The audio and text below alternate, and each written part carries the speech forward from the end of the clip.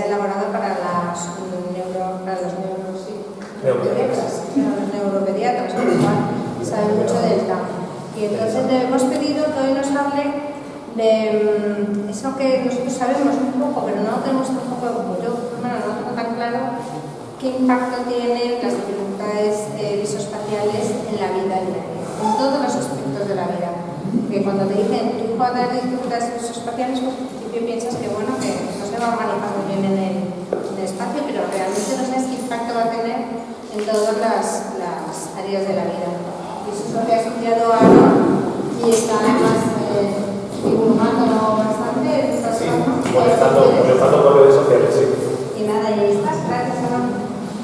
Bueno, pues nada, gracias por la invitación para poder venir aquí a contaros las neurocosas, ¿no? que solemos hacer los neuropsicólogos en redes sociales y que solemos hacer cuando nos encontramos con nuestros perfiles. Creo que cuando hablamos del TAM, una forma de aproximación bastante válida para entenderlo es desde la neuropsicología, no desde el DSM ni desde la psiquiatría, por desgracia. Es más desde la neuropsicología, desde un planteamiento en el cual entendemos que hay una serie de funciones cognitivas, una serie de procesos para entender el mundo y la realidad que, bueno, en adultos ya como nosotros están establecidos, funcionan bastante bien a priori, pero en niños tienen que formarse, tienen que irse construyendo y además de una forma relativamente reglada, ¿no? Tienen que ir todo más o menos bien ensamblado y no es un camino fácil ese desarrollo. La cuestión es que a veces algunos aspectos que parecen que vienen de serie, como puede ser el tema perceptivo visual, pues no vienen tan de serie. A veces necesitan de un aprendizaje, de un funcionamiento adecuado de ciertas redes cerebrales, y claro, si algo que es tan básico como percibir o como sentir no se procesa igual como debería desde los inicios de tu desarrollo, todo lo que viene después tiende a venir con cierta dificultad. Eso hace que lo que nos encontremos muchas veces en niños más mayores con dificultades espaciales sea una enorme dispersión de signos y de problemas en muchos ámbitos distintos. Claro, esta imagen que pones ahí parece de broma, pero ahí no se está moviendo nada. Ahí realmente quitamos un punto y ponemos otro, ¿vale? Y por desgracia, por suerte, nuestro cerebro que es transito le imprime movimiento. Parece que se está moviendo, pero no se está moviendo. La cuestión es que esto no viene de serie, como digo, esto lo hemos aprendido en base a nuestra experiencia continua, de que normalmente una cosa cuando se mueve pasa de un punto a otro. Entonces, cuando yo engaño un poquito y pongo un punto aquí y lo cambio, yo lo relleno con movimiento. Bueno, mis áreas visuales del cerebro lo rellenan con movimiento, si funciona bien, claro. Eso es lo que vamos a ver un poquito hoy. Vamos a ver un poquito cómo se desarrolla todo ese componente visoespacial, que ya David nos ha dicho esta mañana que era el eje central del trastorno no verbal. Vamos a ver un poquito lo que se sabe de ese trastorno no verbal en el sentido de aprender un poquito más a entenderlo. Yo quiero salir con la idea, no de saber los criterios diagnósticos ni la lista de cosas, sino intentar sentir qué es lo que siente alguien que tiene esta dificultad. A ver si consigo que nos sintamos un poquito aunque sea, ¿vale? Voy a poner un ejemplo de aprendizaje, de ese segundo tipo de aprendizaje que había comentado David, que no es exactamente ese aprendizaje tan reglado y innato como es la lectura, y cómo una pequeña cosita que hace falta para leer nos puede dificultar aprenderlo de manera correcta. Y luego voy a ver ejemplos e ideas de cómo esas dificultades visoespaciales pueden afectar a diferentes ámbitos, algunos que a veces no nos parecen tan intuitivamente lógicos, ¿vale? Así que empiezo por explicaros un poquito el desarrollo visoespacial, cómo aprendemos a ver. Yo sé que lo pensamos y decimos, pero ¿cómo aprender a ver? Si cuando salí del vientre de mi madre tenía que estar viendo seguramente bien. Bueno, había cosas que todavía no veías, ¿vale? O que no éramos capaces de ver. Y para eso voy a poner un ejemplo bastante fácil, ¿no? Este señor de aquí, ¿lo conocéis? ¿Os cae bien o os cae mal? Mira, ¿podéis levantar la mano todo lo que le caiga mal? No está aquí, ¿vale? División de opiniones, ¿verdad? Vale, hay gente a la que le cae bien y gente a la que le cae mal. Yo no levanto la mano, pero estoy en la ponencia, ¿vale? Entonces, claro, aquí hay división de opiniones y por algo, porque esta decisión de que nos caiga mal tiene algo de advertido y algo de explícito. Yo sé que me cae mal por la que nadie la sabía, o yo sé que me cae muy bien porque soy de Barça. Me da igual, es una decisión propia mía. en cierto modo, tiene un contenido explicitable. Pero si yo os pregunto de qué color es este vestido, ¿es blanco y dorado o es azul y negro? Voy a intentar a ver si me sale. ¿Cuánta gente lo ve blanco y amarillo? ¿Y los demás lo veis azul y negro? ¿Y esto lo habéis aprendido? ¿Lo habéis decidido vosotros? ¿Habéis tenido un debate sobre el tema? Y sin embargo, también es una decisión. Es una decisión que ha tomado vuestro sistema visual perceptivo en base a la información que hay, que alguien con mucha mala leche ha dejado puesta en ese equilibrio entre decidir si me quedo con el sombreado o me quedo con el objeto. Y lo habéis decidido vuestras áreas visuales que están perfectamente automatizadas porque vuestro desarrollo visuoespacial ha sido correcto. Es una decisión muy íntima y muy inmediata de mi cerebro. Al final, todas las decisiones visuales parten de un cerebro que funciona integradamente bien. Es tan íntimo e inmediato que yo no sé lo que estáis viendo vosotros cuando veis eso. Tampoco sé lo que ven mis niños. Es el problema, no lo sé, tengo que inferirlo. Tengo que intentar averiguarlo. Y es uno de los grandes problemas que tenemos, ya no solo a nivel psicológico, sino filosófico incluso. Yo no sé lo que los demás veis, no sé siquiera si tenéis mente, que voy a intentar inferirlo, pero no sé realmente cómo son vuestras percepciones. Y es un problema enorme porque si yo tengo un niño que es inquieto, lo veo. Si tengo un niño que no habla bien, lo veo. Pero si tengo un niño que no ve bien, y no me refiero a eso, no me refiero a algo oftalmológico, a una agudeza visual, también lo vería. Pero alguien que no integra bien las formas visuales, eso no lo veo tan fácilmente. Y por eso a veces pasa muy desapercibido que el desarrollo espacial no se esté produciendo como debe. Se puede buscar, pero ¿qué hay que saber y tienes que buscar? Que es distinto. Entonces, bueno, muchas ilusiones ópticas que vamos viendo dependen de que estas redes cerebrales que estáis viendo ahí se formen, ¿vale? Y cuando nosotros nos desarrollamos ahí mismo, nacemos con estas redes sin formar todavía, porque una de ellas, la de abajo, conecta lo que veo con lo que yo conozco. Y claro, cuando yo acabo de nacer, conocer, no conozco muchas cosas, ¿verdad? Piqué no me cae ni bien ni mal todavía, ¿verdad? No lo he visto. Pero conforme aprendo, conecto muy bien esa red, esta parte, que es la que recibe la información de los ojos, la conecto muy bien con mi conocimiento. Lo que veo lo reconozco. Pero hay una ruta que es un poquito más complicada de entender, y a mí me cuesta mucho hacerla ver, que es la que conecta lo que veo con dónde estoy yo con respecto a ello, o incluso dónde están las cosas unas con respecto a otras. Esa parte visoespacial, que tampoco viene de ser. Esta ruta es importante porque es la que transita por el lado derecho y tiene mucho que ver con los inicios para integrar mi cuerpo y mi movimiento.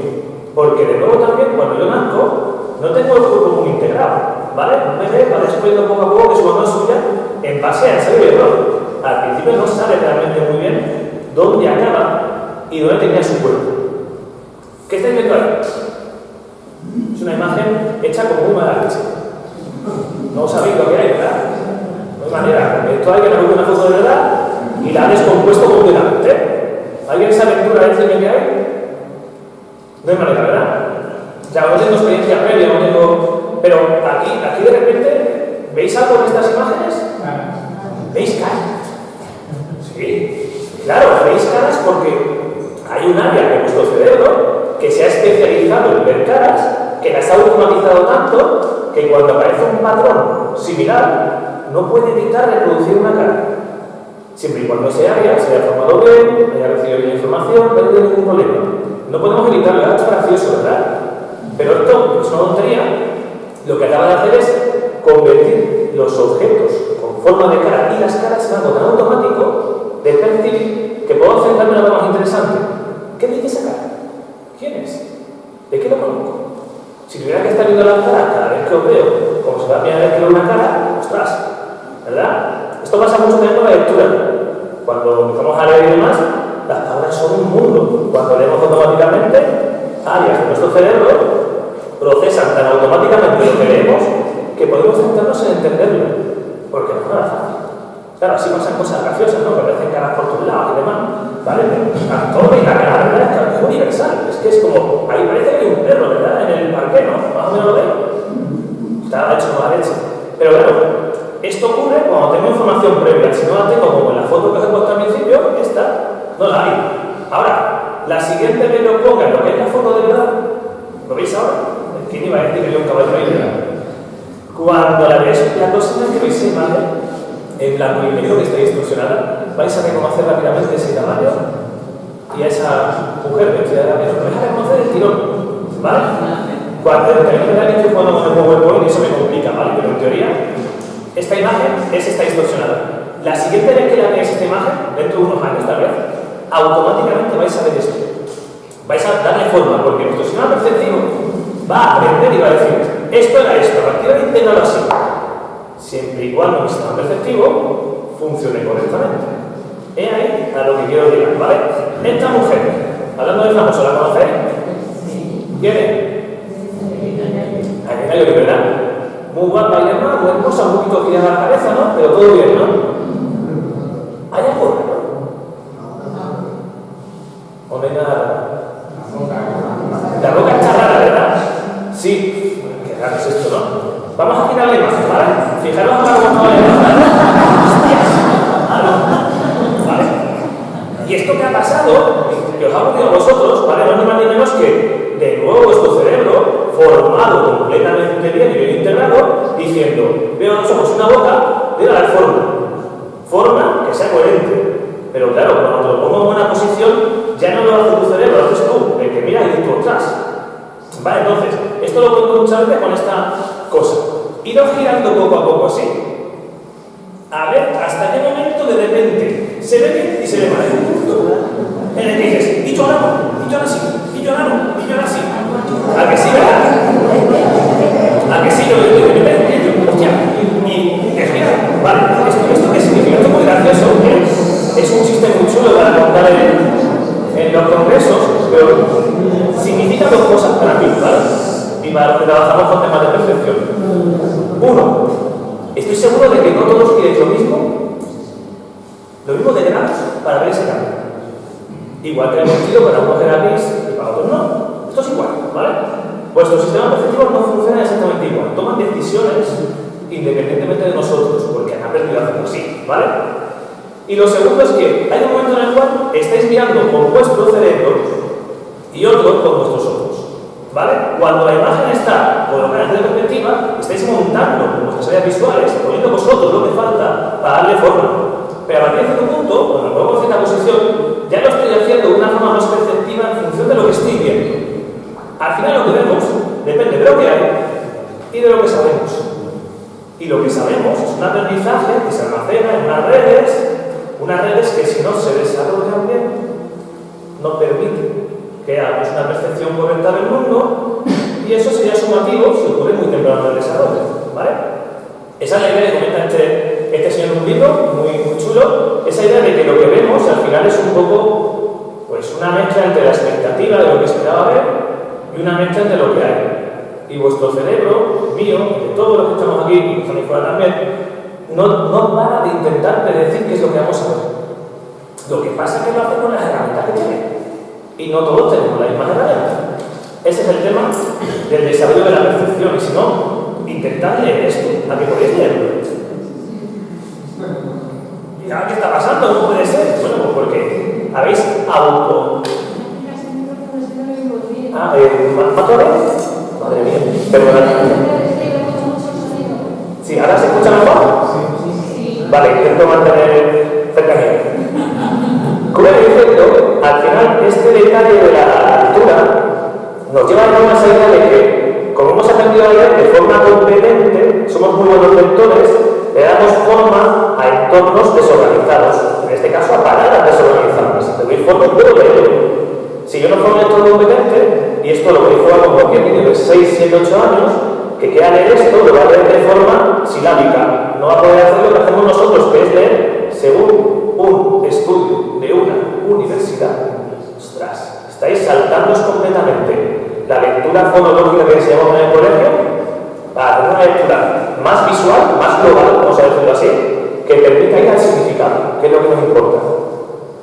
Si extendemos esto de nuevo de la lectura de las caras y al mundo visual, si no lo tenemos automatizado, no aprendemos tanto del mundo visual. Y claro, si no está automatizado, puede provocar una serie de problemas a nivel social, a nivel de comprensión de situaciones, de escenas, que pueden complicarnos mucho nuestro desarrollo, ¿vale?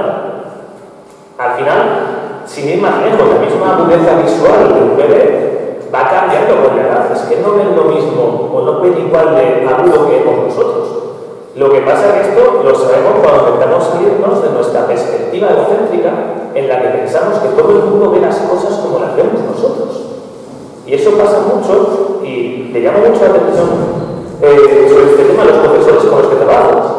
Porque a veces intentamos enseñar las cosas como creemos que nos las tienen que enseñar a nosotros, sabiendo que nuestra percepción funciona de una manera y pensamos que la percepción de los demás, sobre todo de los niños, funciona igual. Y no funciona igual, para nada, para nada. Entonces, hago dos matizaciones aquí para terminar esta parte de lo que es la visoespacialidad, ¿vale? Y es que un problema que tiene el DSM y tiene la CIE-10 y todas las guías diagnósticas es que intentan poner etiquetas estables, de trastornos estables, a condiciones que ocurren en neurodesarrollo, que es algo completamente inestable, es dinámico. Los niños van cambiando y van evolucionando. Entonces, muchas veces no nos damos cuenta de que el neurodesarrollo es una especie como de construcción de un conjunto de procesos que van a formar una especie como de torre de procesos con los cuales yo, adulto, voy a responder a las demandas del entorno. Las demandas con 8 años son aprobar matemáticas. Las demandas con 40 son la declaración de la renta. Al final tienen números pero no son iguales, ¿verdad? La cuestión de esto es que nuestro objetivo, cuando vemos que esta torre no se está formando bien, es meter un poquito de ayuda para que suponga lo menos problema posible una dificultad que pueda estar en la base, como por ejemplo la percepción visoespacial, que va a arrastrar muchas cositas si no las trabajamos, ¿vale? Entonces el cerebro madura técnicamente de zonas posteriores a anteriores. Estas zonas posteriores son las que tienen que ver con la visión y con la percepción y con el movimiento, con la integración de todo. Entonces, claro, si esto empieza a fallar, todo lo que está por venir puede ir fallando de manera atípica. Dificultades para aprender a hablar, para manejar el discurso, para el desenvolvimiento social, todo lo que vamos a ir viendo a partir de ahora. Y es que hay muchos estudios que lo señalan, ¿no? Cuando tenemos un problema durante los inicios del desarrollo o áreas que no funcionan bien en etapas tempranas, nuestra forma de aprender del mundo no va a ser exactamente la misma.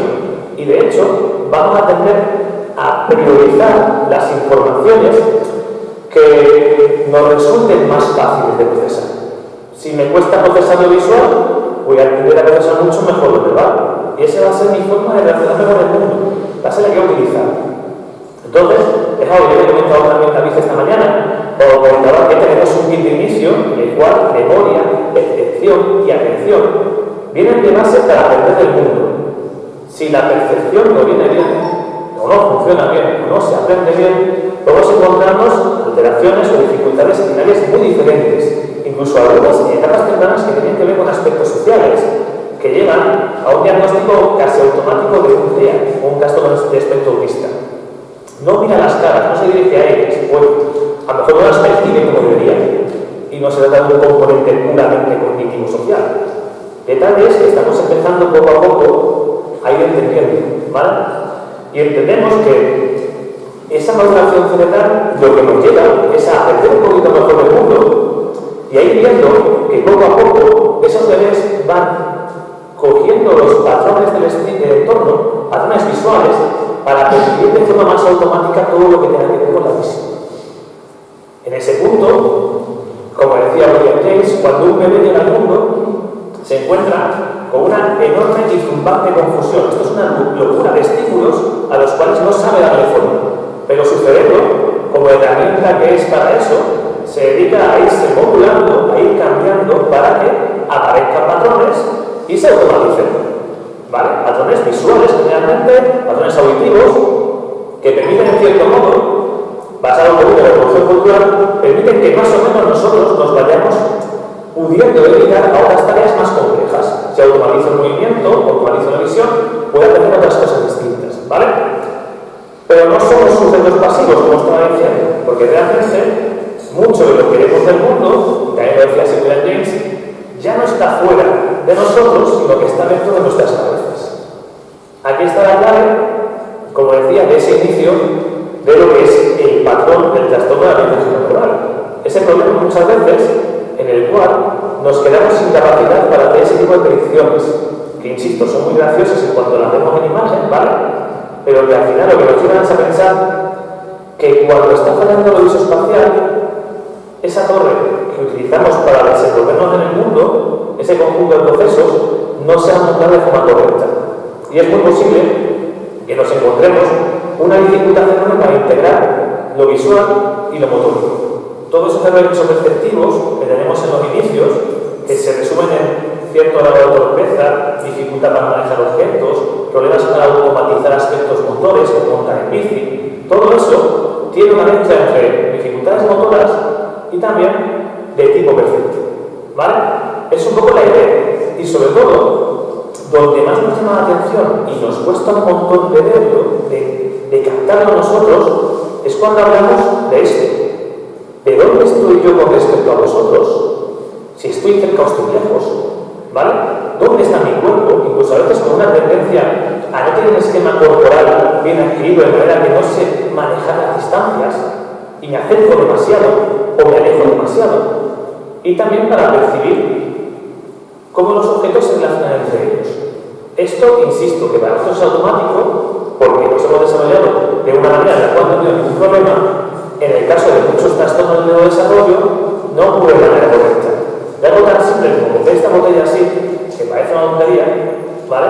Ha implicado que yo coordine mi vista con mi movimiento tan automático que incluso no tiene que dejar de hablar, ¿vale? Sin embargo, en algunos casos, hacer ese movimiento organizado implica tener que dedicarle todos mis recursos disponibles, ¿vale? Cuando no está bien automatizado. Esa es la idea, ¿vale? Por eso sigo insistiendo que son tonterías de ilusiones ópticas que me hacen mucha gracia y seguro que os pasa como a mí, que miráis las dos figuras y veis que una es más grande que otra, ¿verdad?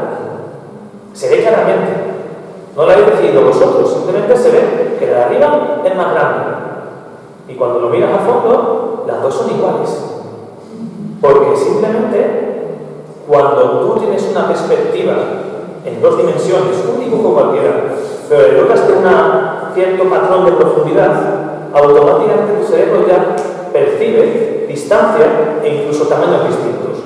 Insisto, esto es una tontería, es un jueguecito, pero en una pizarra o en alguna situación de algún material escolar que intente emular este tipo de cosas, hay niños que no lo van a percibir igual. Y eso hay que verlo tanto a nivel educativo como a nivel de elaboración también. Porque en las pruebas que utilizamos muchos los psicólogos, ponemos dibujos que están en tres dimensiones muy bien hechos, que ellos no perciben correctamente. Entonces el fallo no está en no saber qué es el dibujo, sino en no construirlo cerebralmente bien. Esto más o menos lo hemos entendido. Lo pongo un poquito en duda el hecho de que, hostias, pues no percibimos como cuando éramos pequeños, no es tan fácil esto de montar una imagen con el cerebro, ¿verdad? Pero claro, el niño no te va a decir, mira, disculpa, es que no percibo la visoespacialidad, ¿te importa? No, lo que va a hacer es actuar conforme a cómo percibe. Y a veces lo que va a ocurrir es que va a dejar de mirar a la pizarra porque no la entiende. Y entonces es inatento. Bueno, entonces flojo y vago. Bueno, el problema es que no percibe bien, tenemos que saber verlo. El trastorno de aprendizaje no verbal apareció porque los autores dijeron, oye, tengo un montón de niños en esta esquina, ¿vale? Que a mí no me cuadran con lo que hay. No me cuadran con un TDAH, no me cuadran con un T, pero algo no funciona correctamente. Pero bueno, estamos en el 67, no tenemos mucha idea de nuestra imagen, así que vamos a elucubrar, que puede tener que ver con el lado derecho, con las conexiones hemisféricas, pero no tenemos suficiente evidencia de que hay un montonazo de niños que estamos diagnosticando mal desde hace tiempo, ¿vale? No lo hacían. Entonces, este diagnóstico se basaba en su momento en las herramientas que teníamos. Y teníamos una herramienta que era el quiz que tenía manipulativo y verbal. Y tú decías, pues ya está, todo niño que esté verbalmente mejor que manipulativamente es un tal. Bueno, dentro de ese manipulativamente mal hay un montón de cosas, como ha dicho esta mañana David, que hay que saber valorar, porque no ningún niño funciona igual en general y dentro del TAM tampoco.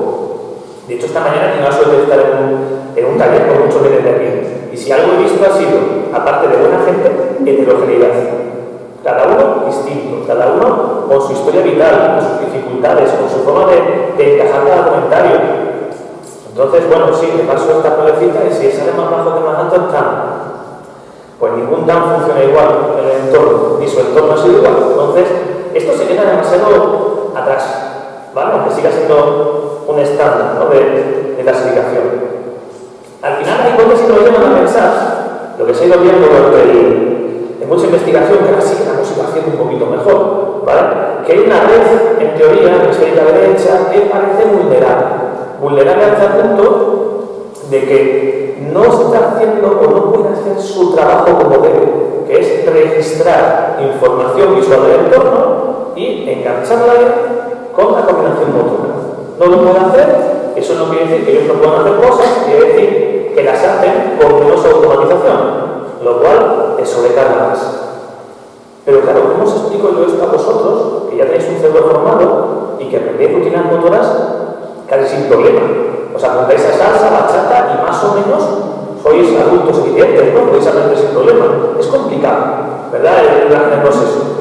A mí se me ocurre una cosita que además viene muy bien cuando son las 4 de la tarde y hacemos dos sueños, ¿vale? Algunos lo saben ya, que es que os levantéis un momentito. ¿Podéis levantar todos, por favor? No os cuesta mucho porque estáis totalmente automatizados, nosotros que me acuerdo en este proyecto, es maravilloso, ¿vale? Y os voy a pedir que hagáis este movimiento de aquí, ¿vale? También ya lo sabéis, ¿vale?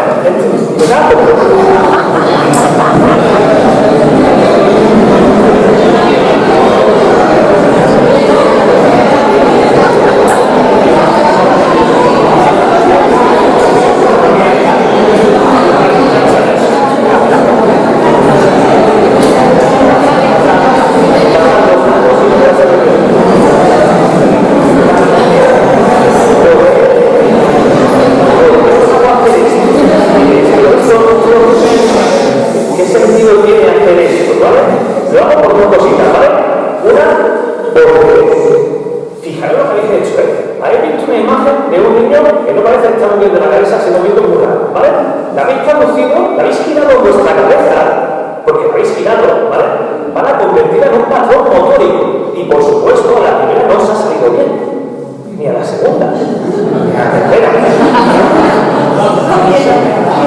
Pero llegar a cierto punto conseguiréis controlar todo lo que está automatizado, que es vuestro movimiento y vuestra percepción, es que enganche y aprendido. Y en cuestión de un día terminándolo, al día siguiente lo haréis sin pensar. Como yo lo hago, mientras se lo hago a la charla, no hay ningún problema. La cuestión es que esto no resulta tan fácil para quien no puede tratar la imagen, quien no engancha lo motórico con lo visual fácilmente, o quien necesita una mayor cantidad de ensayos para que se genere una red estable cerebral que sostenga ese movimiento. Eso es una de las cosas con las que os suelo contar, ¿vale? Otras, porque un día, y fue en Córdoba, en el Congreso de Córdoba, se me acercó una madre y me dijo, después de ver esto, acabo de darme cuenta y de entender lo que le pasa a mi hijo, porque cuando le pido que se siente y me hable a la vez, no es capaz de hacer las dos cosas. Era un chavalito de 3, 4 años y le costaba mantener el control de su cuerpo si hacía otra cosa que no fuera estar controlando su cuerpo. Ahora con 7 no le pasa, pero eso es un signo de que nos está costando montarlo todo. Y mientras lo estamos montando, hay que estar pendiente de lo que no podemos adquirir por estar montando todo eso. Claro, ¿qué ejemplo pongo yo siempre? Espero que no salga el audio muy fuerte, voy a quitar incluso, ¿vale? Este es un nene con 10 añitos que me llegó con diagnóstico de flojo, ¿vale? Era un niño flojo, no quería aprender, no quería hacer nada. De hecho, pasaba de todo, ¿vale? Y simplemente dije, oye, ¿qué es lo que le gusta a este niño?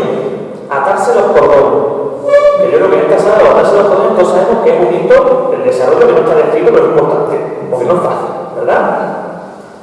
Y yo, ¿qué le dije? Vamos a hacer un nudo. Mira cómo lo hago yo. Cojo el nudito, hago así y giro, ¿verdad? Estoy tiradísimo, ¿verdad? Hago así. ¿Y qué es lo que intenta hacer? Lo mismo. Lo que él ve, él coge y hace lo mismo que hago yo. Junta y separa. Junta y separa. Junta y separa.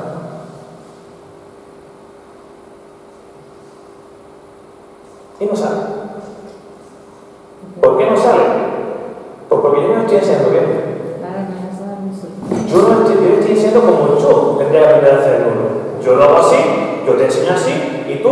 un sistema cortical que rote la imagen, ¿vale?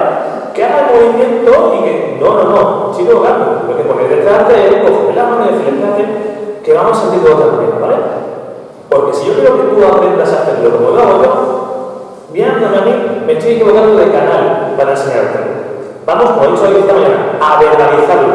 Voy a hacer una O, meto por debajo y tirón. En cuestión de 5 ensayos lo estaba haciendo. Con su dificultad, por supuesto, pero claro, no es que no pudiera aprender.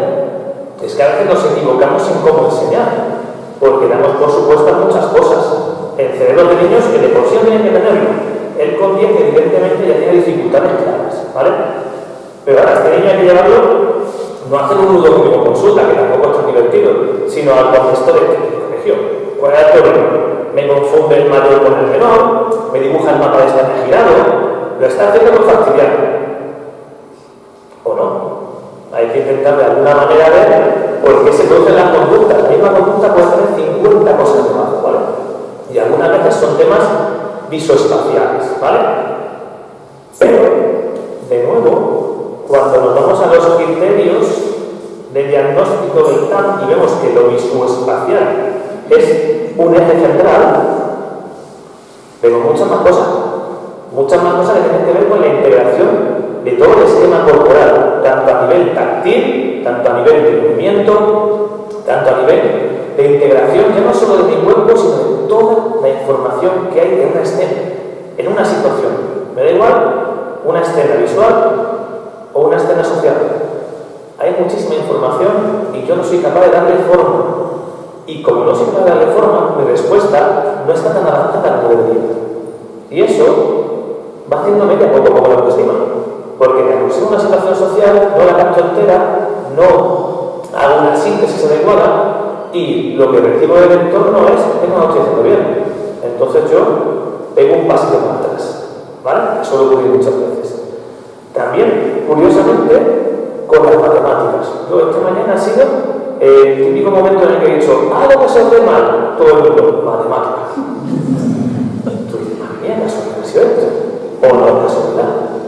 Aunque cada uno de ellos tenga su historia, su familia, sus compensaciones, hay algunos procesos que interfieren en algunos aprendizajes de manera directa. Y es que, no me preguntéis por qué, aunque tengo mi hipótesis, el componente visoespacial es fundamental para aprender todo el tema del cálculo numérico. Fundamental, sobre todo para entender las distancias entre los números que tenemos todos automatizadas y que ellos todavía no la tienen tanto. De hecho, nos peleamos a veces porque entiendan todas las matemáticas cuando la base está en entender los mismos números como concepto, ¿vale? Y yo he trabajado con algunos compañeros a los que he podido enseñar a manejar dinero cuando no sabían. Y el problema no era que ellos lo hicieran mal, es que no se lo estaban enseñando bien. Me está diciendo como me enseñan a mí. Esto es un billete, la mitad de esto son 50. No. Esto vamos a ver en imágenes, todos los objetos, vamos a ir contabilizando. Vamos a hacerlo de forma visual, vamos a memorizar cosas que te ayuden a poder hacer ese cálculo mental, porque tú por ti mismo ahora mismo no tienes las herramientas para hacerlo. No es que no se puede, es que muchas veces no se aborda adaptar, ¿vale? Pero bueno, esto es una dificultad que me comentaba Ruth, que esto ya hace también tiempo y esto cambia un poco, ¿vale? Como os decía, de estudios de visoespacialidad y cálculo hay un montón. Y yo creo que ahí tenemos una cosa importante, hay que enseñarles a utilizar los números de una forma que puedan entenderlo, ¿vale? Sin utilizar o sin dar por supuestas unas capacidades visoperceptivas y sobre todo de representación del espacio, que es base a lo numérico, pero que a todo lo que tiene que ver con la percepción temporal, el paso del tiempo, ¿vale? Eso es algo que también necesita de una cierta representación, ¿no? De distancias, o abstracciones como las horas, por ejemplo, todos los temas métricos, todo eso requiere de esto funcionar, y si no, hay que enseñarlo de otra manera, porque se puede aprender de otra manera. Entonces, bueno, ya por cerrar esta parte, vamos en la línea de intentar tener unos criterios diagnósticos, y todos lo sabéis ya, supongo que por información de la misma asociación, que se está peleando por la inclusión en el DSM. La inclusión de que aparezca el TAM en el DSM, como decía David, lo que no está en el DSM no existe. Anda que no es cosita la realidad para el DSM. Pero bueno. Pero esto, aunque se incluya dentro del DSM, y haré un pequeño comentario al final, sigue sin decirnos la realidad que hay detrás de cada niño y cada familia en la que se ha instalado el TAM. Porque tampoco lo hace con el TDAH. Y mira que el TDAH está dentro del DSM. Pero cada niño con TDAH es muy distinto del anterior. Completamente distinto, ¿vale? Ni siquiera son iguales cuando han pasado 2 años de diferencia. Y lo sabéis también cuando hablamos del TAM. Hablamos de que lo que eran problemas motores de coordinación se van transformando en problemas sociales y de interacción. ¿Verdad? Y es porque estamos en desarrollo. Claro que van cambiando las cosas. Os voy a dar un pequeño ejemplo simplemente de cómo algo de índole visual puede cargarse un aprendizaje como la lectura solo desde un problema visual y sin que haya una dislexia de por medio. ¿Vale? Vamos a entender que la dislexia primero, porque yo sé que muchas veces el diagnóstico de la dislexia parece que viene como sistema, ¿no? Está con dislexia, ¿no? Hay astigmatismo porque viene también miopía, no se viene miopía, astigmatismo, ¿no? Como juntas, ¿no? Y en este caso, la dificultad de la percepción visual me va a impedir aprender a leer de una manera fácil, pero hay que adaptarlo para que las áreas que tienen que modificarse para albergar la lectura lo hagan, ¿vale? Y es básicamente porque la lectura es un elemento que se engancha justo entre el lenguaje y la percepción visual. Que me dice, bueno, muy bonito el dibujo. Es que a nivel cerebral es así. O sea, las áreas del lenguaje que están por aquí y las visuales, en medio hay una zona que se va construyendo cuando vamos machacando la lectura día a día en el niño. ¿Vale? Hasta el punto de que es un proceso tan difícil de adquirir que necesita de que esa visión sea una visión muy automatizada. Porque vamos a ver formas escritas que no hemos visto en la vida. Y sobre todo, muy rotables, muy girables, ¿vale? Pues si yo tuviera que hacer alguna caligrafía de nuevo e inventar las letras, intentaría que no tuvieran formas tan parecidas a rotables. Sería todo mucho más fácil para los niños, pero bueno. Al margen de eso, ocupan su lugar en el cerebro y de hecho, cuando yo voy aprendiendo las letras y me ponen mi idioma, empiezo a construir una especie de representación invariable de esas letras. De manera que da igual si la letra la escribo yo o la escribo un médico, que la puedo diferenciar, ¿vale? Sin embargo, otras letras de otros idiomas yo no las puedo diferenciar fácilmente. No tengo esa forma invariante, ¿vale? Y eso implica automatizar, pero no es otra cosa que sabemos que le cuesta a nuestros pequeños. Y es lo que os decía, es que el dibujo no era broma, es que las partes visuales se conectan con las partes del lenguaje en un punto intermedio. De hecho, cualquier estudio que consultéis sobre el tema os dice que el cerebro de una persona alfabetizada tiene una autopista por aquí de conexiones que no tiene el de una persona que no ha aprendido a leer, ¿vale? Y lo importante de esto es que si la percepción visual no integra bien las imágenes, nos va a costar aprender a leer. Pero eso no quita que si yo le pongo una maestra, o por ejemplo, colores a las letras, para discriminar bien qué es cada una, se puede aprender mucho más fácil, ¿vale? Entonces, bueno, esta parte la voy a hacer un poquito, ¿vale? Porque lo que viene a con esto es que gran parte de lo que aprendemos requiere de un funcionamiento visual y visoperceptivo adecuado, ¿vale? Y que de hecho, ese funcionamiento visoperceptivo adecuado lo que necesita es de una práctica y un machaque en algunas tareas que en casos de dificultades de automatización, como que estamos viendo en el TAM, van a requerir mucho más tiempo de trabajo, mucho más, pero porque no se puede.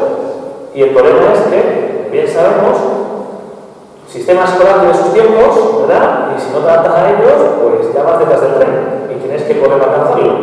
Entonces, lo que sabemos por ejemplo de la lectura es que llega un momento en el cual, con tanta práctica de la fonología que hacemos de la N con la A, la L con la A, acabamos construyendo una representación mental de las palabras.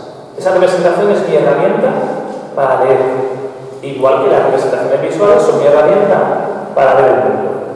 Entonces, lo que me interesa es que sepamos que muchas veces no vamos a poder automatizar la lectura bien y fácilmente si realmente no percibimos bien. Si percibimos rotado o percibimos formas que el niño no nos va a decir que perciba mal, por desgracia, porque él no sabe que has percibido mal, ¿vale? Entonces la lectura es un ejemplo, pero diferentes ámbitos y diferentes aspectos que puedan estar salpicados por una mala visopercepción, ¿vale? Esa era la idea de final, que era explicaros cómo funciona lo visual y que ahora pensemos un poco qué cositas se van a ver afectadas en diferentes entornos derivados de estos problemas espaciales, que como digo, aparecen en edades tempranas, no son valorables, porque en edades tempranas es no normal, no ver bien, pero que se van extendiendo en el tiempo afectando a procesos que van a aparecer después. Entonces, claro, lógicamente, si yo tengo una dificultad para la integración visual, a nivel cortical, insisto, me voy a encontrar con que voy a tener menos interés por las cosas visuales. A mí me interesan muy poquito los temas visuales. Todos no. Tú no tienes una desintegración completa de no ver nada, sino que hay algunos tipos de materiales que son más problemáticos que otros, que esa es la idea. Tampoco vas a percibir bien el detalle de todas las escenas visuales, vas a perderte parte de lo que estás viendo, donde todos los demás sacan rápidamente con nuestros automatismos las figuras que hay, todo lo que hay, tú pierdes parte, ya decía David, de lo que estás viendo. Y lógicamente, y también como decía David, tenemos la tendencia de hacer siempre adaptaciones puramente visuales, cuando en este caso hay que hacer todo lo contrario, puramente verbales. Eso te cambia completamente el esquema, porque de hecho yo tenía dos casos muy parecidos, de un niño al cual le adaptaban continuamente visualmente en clase y no se le va nada, y era como, bueno, será que no quiere, o incluso niños a los que le han puesto gafas y se las han quitado porque es que le conectan las gafas. Así que no tiene un problema de agudeza visual, el problema es cortical, el problema es de desarrollo del peces. Entonces son casos que te han llamado la atención. ¿Qué ocurre si me entiendo bien visualmente? Reconocer la letra puede ser un problema, ¿vale? Hacer dibujos va a ser un problema. Esto va a ser algo muy extendido porque por ocurrir las dimensiones del dibujo, la posición, todo lo que sea asignaturas como geometría o plástica van a ser un problema. Y la pizarra va a ser un problema. Y hacer esquemas también, o ver esquemas en los libros también va a ser un problema. Es decir, todo este tema visoespacial, solo el hecho de integrarlo, se va a arrastrar a diferentes contextos también sociales, porque habrá situaciones que tengan un alto componente visual en el cual no me interese participar, ¿vale? Y habrá mucha baja autoestima, y esto, por desgracia, esto de la bajada, lo he podido llegar de una diapositiva a otra, porque prácticamente todas las dificultades que tenemos y que nos hacen sentirnos menos competentes nos bajan la autoestima. Por eso lo que decía David, hay que machacar mucho el reconocimiento de cada pequeñito logro que veamos, porque si no estamos alimentando el feedback del entorno que muchas veces es negativo. Y por supuesto, lo que parece que no tiene que ver, yo creo que es una cosa muy destacable, que es el no ser capaz de integrar bien la información no verbal. Ya no solo el hecho de que una frase por su tono pueda cambiar el significado, sino que a veces un gesto cambia el significado de algo. Y ostras, si no tengo automatizada la percepción de aspectos visuales, no estoy entendiendo la situación social. Y si no la entiendo, el feedback del entorno va a ser negativo. ¿Y yo qué hacer? Evitarlo. Sufrirlo, por supuesto, aquí no hablamos de una falta de empatía, que es algo que hace mucho, que me mosquea bastante, no es una falta de empatía o de interés. Es dificultad para poder expresar, muchas veces, ¿vale? Eso es como integración visual. Lógicamente, todo lo que tenga que ver con una organización motora, ¿vale? Sustentado en algo perceptivo, va a provocar que no aprenda fácilmente a hacer un nudo, a rechazar los botones. Y de hecho, por desgracia, a veces lo alimentamos también nosotros, porque cuando son las 7 de la mañana y tú no llegas a trabajar, tú ya no echas los botones y se espanta, no te queda otra. Ellos pueden decir, hay que tener paciencia. Ya, que me levanto a las 4 para tener paciencia. Que te vas a mirar en mi casa, ¿verdad? A lo mejor ella se saca los botones, pero se queda así baja mirando al pecho y dice, y yo la he visto yo que lo veo, ¿vale? Entonces, yo sé que muchas de las pautas que damos no son fácilmente aplicables, pero en las situaciones en las que se pueda, hay que intentar enseñar de la manera adecuada ese tipo de rutinas. Insisto, a veces las enseñamos de la forma que creemos más conveniente, pero que no lo es para ese tipo de casos, ¿vale? Igual, escritura, plástica, música, otra asignatura que se pasa fatal con la flauta. De hecho, yo tuve un nene, es que lo veo fastidio, ¿no? Porque tuve un nene que me vino con un diagnóstico de diferencia hace un poquito y veníamos, este DH, pero alguien está viendo algo raro. Estamos viendo algo raro, es algo raro ahí. Ya te está diciendo a ti que si con 17 preguntarle y decir, bueno, ¿qué se te da bien? A mí, menos música, práctica y educación física, me lo manejo de libro. Mira que luego os digo que los pacientes de libro solo están en los libros, que cada niño no es un mundo. Pero era como, es que me cuesta manejar las manos tanto para la flauta. Es que no sigo el compás, es que no sigo el ritmo. Joroba, eso a nivel escolar es fastidioso y se interpreta muchas veces como una falta de interés. ¿Quién ha suspendido música, Vamos, un poco de ganas, no, perdona. O todos tenemos un móvil musical, ni las mismas competencias, ¿vale? Pero lo decía David de nuevo, y es que estamos en un sistema educativo extremadamente verbal. Y luego unos patios de recreo extremadamente motóricos, porque el que no juega al fútbol no mola.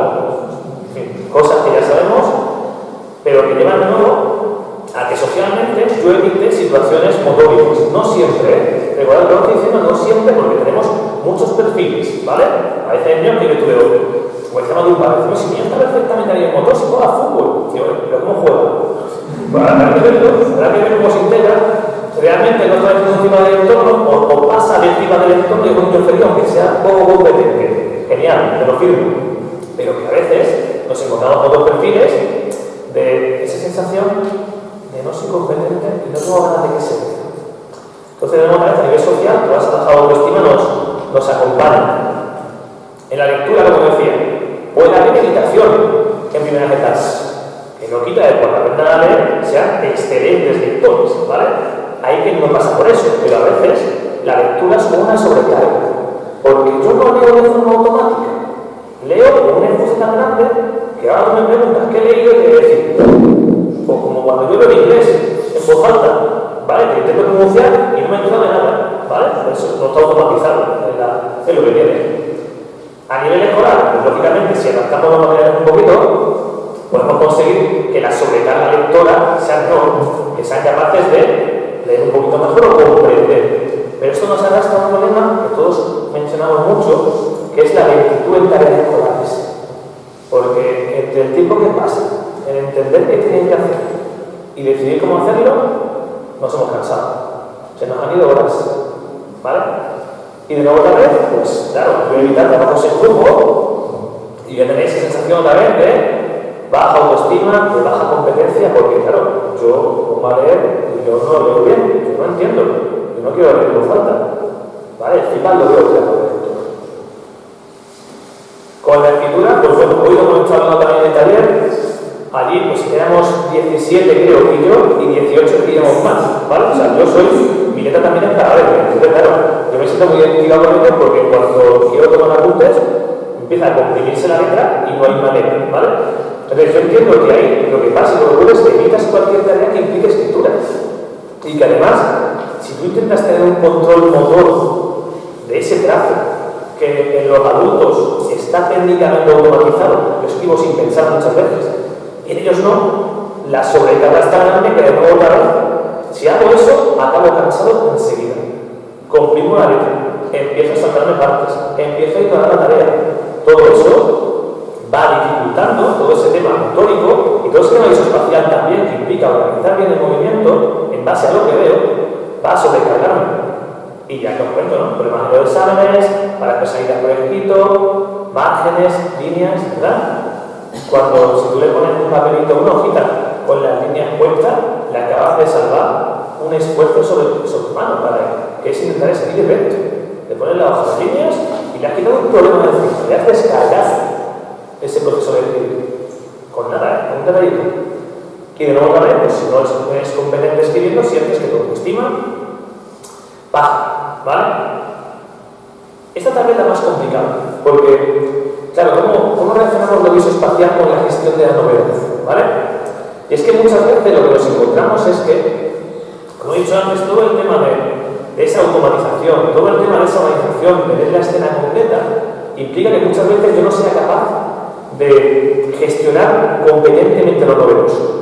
Que haya un cambio y ese cambio me genere reacciones de muchos tipos, muchas veces reacciones de enfado, de ¿cómo me has cambiado esto? Si esto iba a ser de esta manera, ¿me vas a obligar a ponerme a mí ahora todo en marcha para pita? Por eso, por contra, cosas muy buenas, intentar siempre tener la mayor anticipación posible y la mayor estructuración posible. Si hay una cosa para la que técnicamente va el cerebro, es para adaptarse a situaciones cambiantes. Ahora tenemos como un chip. Cuando vamos en automático, funcionamos de una manera y cuando hay algo nuevo, cambiamos. Nos damos cuenta de repente de que hay que hacer algo distinto. Pues esa sobrecarga, ese momento que hace el GPS de recalcular, ¿vale? Cuesta mucho por nuestras dificultades, porque es poner en marcha todo otra vez, por Dios. Y genera reacciones muchas veces secundarias, de enfado, poco ajustadas al entorno. Entonces, es normal que se eviten muchas veces situaciones novedosas simplemente como una ansiedad anticipatoria. Me va a costar, no quiero ni pensar el tener que hacer. Lógicamente, si te vuelvo tareas abiertas y yo te pregunto a ti, ¿qué has hecho este fin de semana? Esa pregunta es muy abierta. Si yo te pregunto, ¿con quién has estado? ¿Dónde has estado? ¿Qué has comido? Sale un montón de información que cuando te pregunto en modo abierto no sabes. ¿Por qué? Porque organizar la información resulta un problema muchas veces. Entonces, cuanto más estudiemos, mucho mejor. Y como digo, la reacción social, ¿cuál es?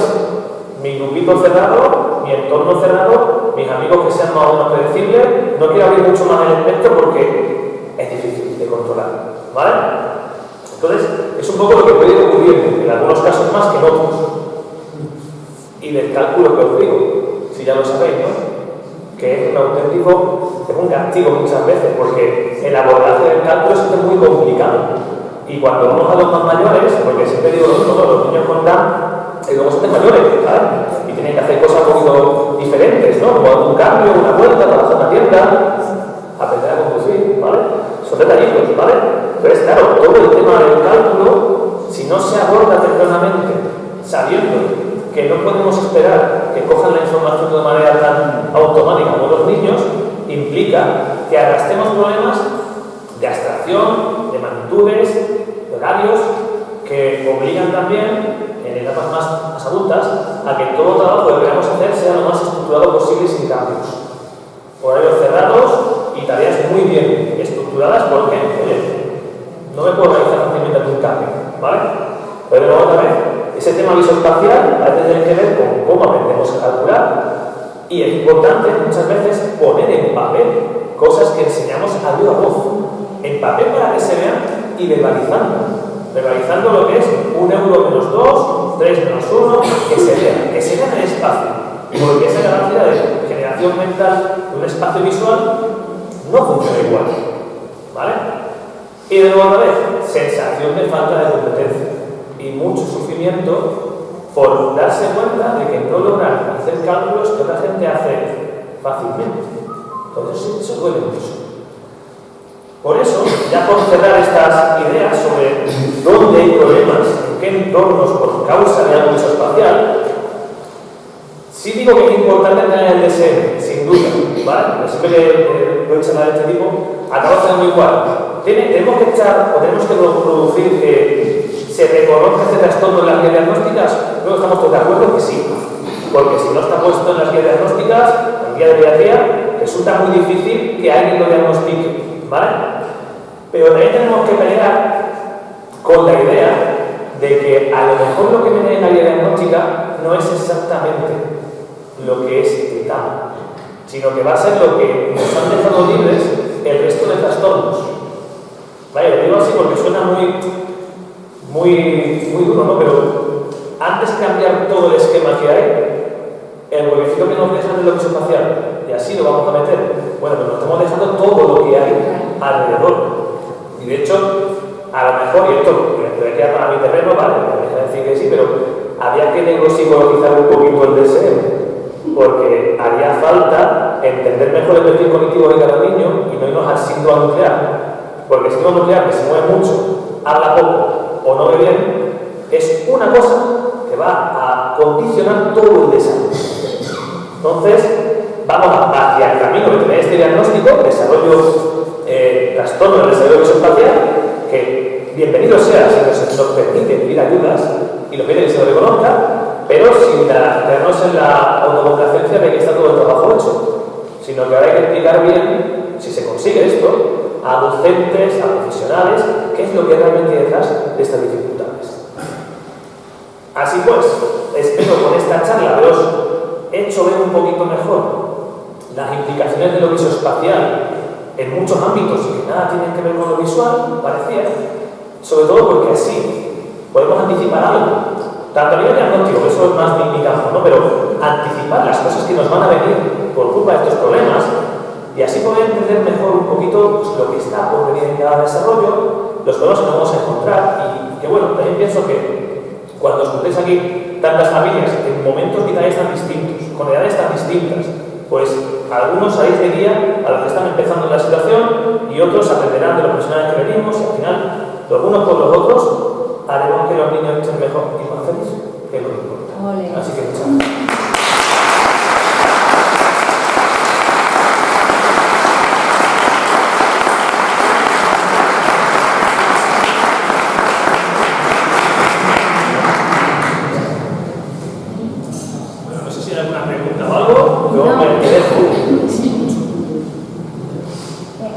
¿Por qué siempre se habla de los problemas de interpretación no verbal cuando también tienen tantos problemas con lo verbal? Eso es uno de los errores que se escucha bien. ¿Sí, no? Sí. Eso es uno de los problemas que señala mucho el equipo de Navarra. El de Teatro y de Navarra tenemos un equipo de gente trabajando con el TAM, aunque ellos lo llaman el TAM, precisamente por eso. Porque dicen, vamos a ver, estamos viendo que es verdad que hay un eje nuclear y el otro espacial. Y que eso impide que tú participes en la esfera comunicativa de toda la información no verbal. Hay una prosodia y el pragmatismo del lenguaje. Eso también tiene una importancia muy grande a la hora de comunicarse, hasta el punto de que el mismo DSM es un trastorno del lenguaje, pragmático. Entonces, para mí personalmente es erróneo no tener en cuenta ese detalle de que el lenguaje verbal no está bien solo porque mi gramática y mi fonología y mi articulación, por eso no decirlo, funciona bien. Yo creo que ahí hay que reformular un poquito también esa idea de que llamarlo no verbal se llama bien no gramatical o sí gramatical, es lo que está bien es la gramática y la forma, no el uso. Y el uso ya depende también de factores, como digo, de organización del entorno, ejecutivos. Entonces creo que ahí eso hay que resaltarlo mucho. Es no verbal, pero no quiere que el lenguaje funcione correctamente.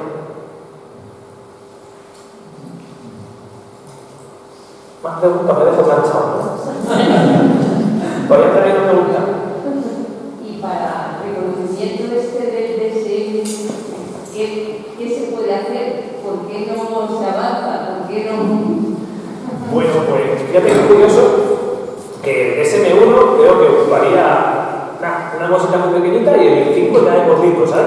Y tenemos tendencia a ir aumentando continuamente una cantidad enorme de diagnósticos cada vez. El problema de esto es que para hacer eso hay que hacerlo como nos lo exige la comunidad científica. Y eso es con evidencia científica. No solo con que sepamos que hay un perfil que no está reconocido, que lo veamos en clase, que lo suframos en casa, que sepamos que existe, vale. No hacen falta estudios, hacen falta, como la pirámide que ponía David, estudios que dan más allá de la opinión de expertos o del entorno, sino sistematizables. Y es lo que comentaban desde la puerta. Para hacer una revisión sistemática en condiciones que tú tengas ahí algo de identidad, mínimo hacen falta 30 o 40 estudios en condiciones de verdad. Y no hay tantos, no hay tantos. De hecho, si voy para atrás, esta es una revisión sistemática de las últimas que ha habido, pues tiene 1 año y medio, 2 años, ¿vale? Y creo que tenían 30 artículos, ¿vale? O sea, y por supuesto de España creo que no queda ni uno, ¿vale? Ahí lo dejo también. Pero 30 grupos de investigación o el mismo durante varios años que han intentado investigar el perfil para separarlo de otras cosas. Hasta que eso no esté bien estructurado, pues guías como el DSM no consideran que sea prioritario o no tienen la validez suficiente. ¿Vale? Aunque todos sabemos que el perfil existe y está más enfocado. Yo sigo abogando porque hay que vehiculizar la investigación de alguna manera en España porque tenemos que aportar mucho también.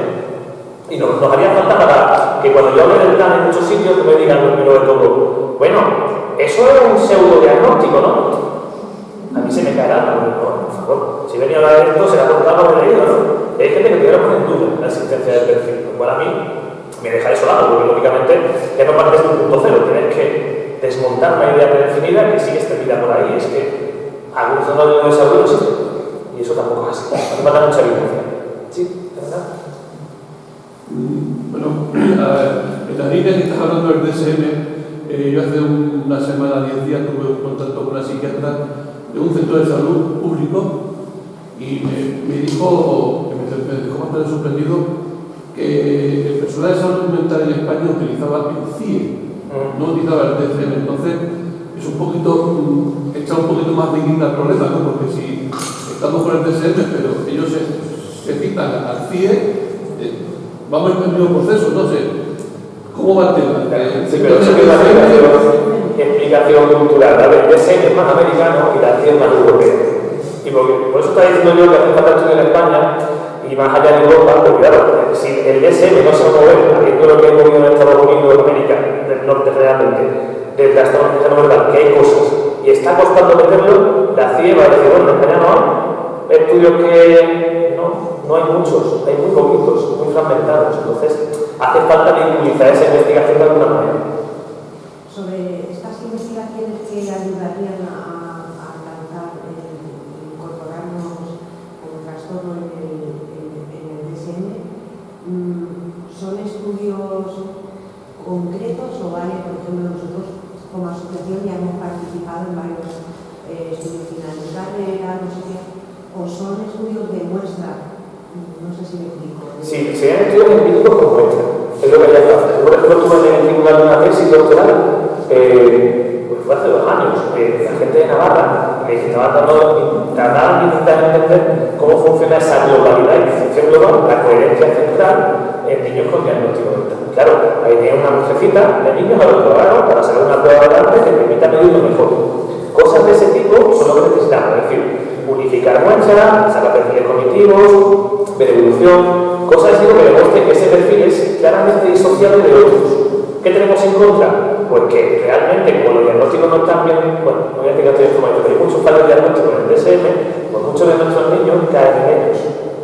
Caen como si las perge, de VIH, y ahí tenemos un problema disociado que hay que sacarlos de ahí y ubicarlos donde les corresponde. Y eso solo se puede hacer desde estudios sistematizados, lo que ya sabemos. Pero, por ejemplo, entonces, cuando algún estudiante ha contactado con nosotros y nos dice, quiero hacer mi trabajo final de tal, de este aspecto, de lo que sea. Ahí nosotros, porque hay veces que te dicen, o gustaría que fuera de otro aspecto, podríamos valer para nuestra casa en el sentido de decirle, pues puedes hacerlo sobre esto y nosotros te aportamos esa información como familia, ¿no? De los pacientes. O sea, quiero decir, pues, si pudiéramos darle una vuelta a eso, cuando alguien nos viene diciendo que quiere hacer un estudio, podría pedir sobre algo concreto. Sí, yo en ese caso le digo que yo me puse en disposición de lo que necesité para el tema de investigación, porque tengo la suerte de ser doctor también en psicología, de investigaciones, y para cualquier tema metodológico, ideas para sacar adelante con lo que tenéis y con lo que se necesita conseguir, yo me pongo a disposición para echaros una mano con diseños, ideas y lo que sea necesario. Sobre todo que si os piden ayuda para hacer algún tipo de trabajo, hay algunos que van a llegar a buen puerto en cuanto a dar un resultado empírico y otros que a lo mejor tenemos la intención pero no están diseñados metodológicamente bien. Para cuando os cositas de esas, conmigo podéis contar, yo solo lo manejo. Yo, como tú has dicho, que tú eres doctor, lo puedes explicar tú mejor, pero es que para realizar investigación científica no vale que una persona que esté haciendo un grado en la universidad haga un trabajo de fin de grado sobre el TAN. Tiene que hacer una tesis doctoral y dentro de esa tesis doctoral tiene que hacer estudios que luego, cuando estén comprobados y estén validados, se recojan en artículos científicos, que eso es la comunidad internacional. Claro, yo lo que digo es, ¿lo puedes explicar tú claro, dentro de tu área? cualquier cosa que sea, que haga ruido, cualquier cosa que haga ruido, siempre es bienvenida para este tipo de situaciones, ¿vale? Es decir, si el nombre del TAN sigue estando ahí, genial. Ahora, ¿en qué dirección queremos hacer ruido? En dirección de sensibilizar cualquier trabajo que se proponga y que dé el nombre, genial. En dirección a articular un diagnóstico que sea fiable, ahí ya unos caminos más establecidos y más cerrados y más rígidos. Porque publicar, para los que publicamos lo sabemos, cuesta un montón, ¿vale? Porque tiene que pasar por el filtro de, aparte de que la gente es importante, que son los de menos, por el filtro de los investigadores que van a buscar todos los fallos que tengan metodológicos, porque demostrar que una cosa es real y veraz implica muchísimo trabajo metodológico. Normalmente un TCM o un TCG se suelen quedar cortos porque no hay tanta exigencia. Aunque en TCM se publican, yo tengo uno por ahí que publicamos, que se puede sacar evidencia, pero tiene que estar muy bien estructurado. Entonces ya hay cuestión de saber qué tenemos y saber hacia dónde nos queremos dirigir. Yo creo que hacer ruido en el sentido de sensibilización, por supuestísimo, pero orientarnos a ser fuertes de evidencia para aumentar esa ansia diagnóstica, eso requiere sentarse pausadamente a ver el tipo de diseño, lo que tenemos, porque ¿qué me pasa a mí, por ejemplo? Te voy a decir, mira, hoy he mostrado en taller, he estado con 17, 18 niños, es una muestra, pero hay tanta heterogeneidad aquí que lo ideal es verlo bien, cómo hacemos los grupos, cómo ocupamos los demás factores, cómo que de una caja a otra hay cambios enormes. Pues un diseño que es de investigación que implique una valoración y saber un perfil cognitivo sería genial. Eso habrá que ver cómo se estructura, ¿vale? Pero que miles hay en la asociación, seguramente, habrá que ver cómo se aprovecha, eso no puedo descartar mucho. Por eso estamos intentando ahora aumentar el número de asociados y registrar todos los potenciales asociados, que hay muchísimos que no están en la asociación, muchísimos. Como digo, o sea, ya a veces me sorprende la de gente que escribe: mi hijo tiene trastorno y no se asocia. Bueno, eso lo sabía Silvia y lo ha sufrido mucho. Ahora lo estoy viendo yo y me sorprende la de correos que llegan y veo en redes sociales y no se asocian. Por lo menos estamos intentando registrar para que un día que podamos hacer, tengamos una muestra un poco mayor, seamos 200, por ejemplo, así que sí que podamos hacer una investigación, ¿no? Sobre todo con la heterogeneidad, porque yo digo, si sois, tengo una compañera, por ejemplo, que tiene una tesis doctoral sobre enfermedades metabólicas del hierro, tiene 15 niños, 20 en toda España, pero es que son todos tan idénticos, es una enfermedad tan clara que con esos 15 o 20 lo que te saque es válido. Ahora, yo cojo de aquí 4 o 5 niños, 6, 7, 8, tengo uno de 7 o 11 años, otro de 9, otro de 12, otro de 15, otro con tal entorno, no podría hacer un grupo. Bueno, ya tenemos el estudio de las edades y, por ejemplo, entre 15 y 20 tenemos 25 niños. Por ejemplo, ahí podemos empezar a ir viendo cosas, sabiendo cómo organizar esa muestra, sobre todo también viendo cómo se vehiculiza institucionalmente. Porque yo creo que bajo mi punto de vista, no era el tema de hoy, pero para investigar hace falta una reflexión también. Y eso es importante, eso es muy bueno porque no es complicado que alguien pueda tener su mediación sin una financiación de base. ¿Tú sabes qué grupos en España se dedican? Hemos hablado de la Clínica Universidad de Navarra, que conocemos y sabemos que publican artículos en las revistas internacionales. Pero ¿tú sabes qué grupos en España se dedican en investigación a... En España, yo solo constancia de la gente de Navarra. De Navarra. Ya está. Entonces nosotros nos tenemos que agarrar a ofrecerle la... Por lo menos que tengan la infraestructura y tengan ya conocimiento, por supuesto. Lo ideal como todo...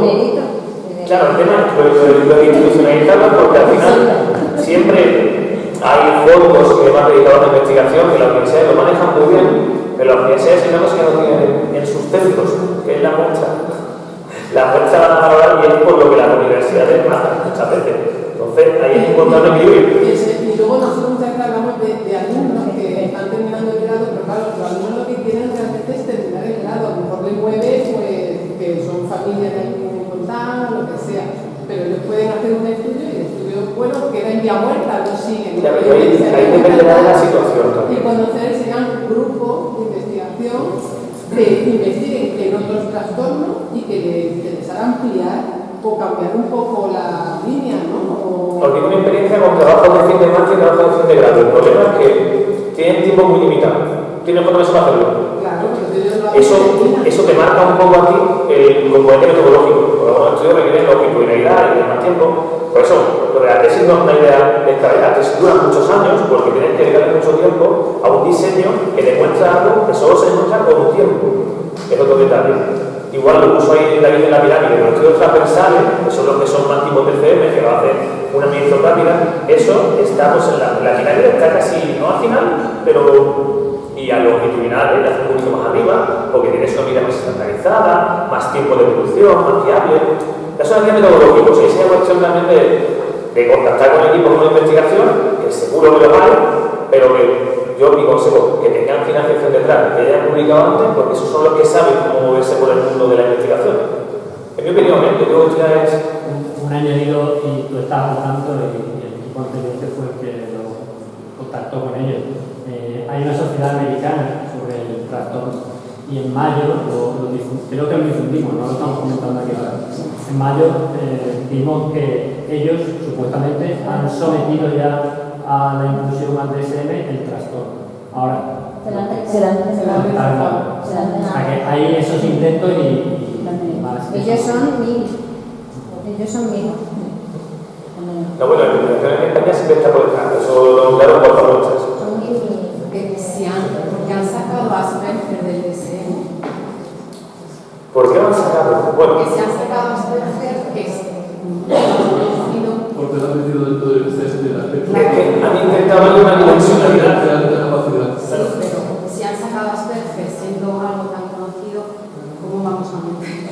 Bueno, porque en este caso los diagnósticos van evolucionando y de hecho no despistéis con que no fue el trastorno del espectro atencional, porque ahora está de moda poner el espectro, es decir, porque ahora de alguna forma tenemos que representar la realidad que hay, y es que una etiqueta sola para tantos perfiles no cuadra. Entonces tú dices, bueno, hago un espectro, no es que no tenga cabida, la cuestión es que realmente ahora mismo tienen que moverse muchas cosas a mi juicio, de cómo funcionan los manuales diagnósticos para que refleje la realidad que hay. Pero que a lo mejor que refleje la realidad real del TAM es un segundo paso. Vamos a empezar lo que se refleje. No, esa es mi opinión, Yo soy de que creo que al menos si una persona que no tiene idea coge un manual y lo lee, ya tiene más idea de lo que ahora mismo tenemos.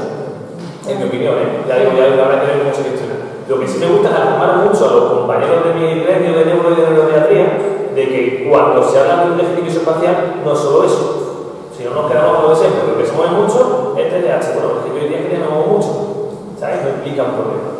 Pero el tema de investigación, lo he dicho, lo que necesité que yo pueda llevar, si es por asesoramiento, yo encantado de me he con todos los chamos, ya sabes.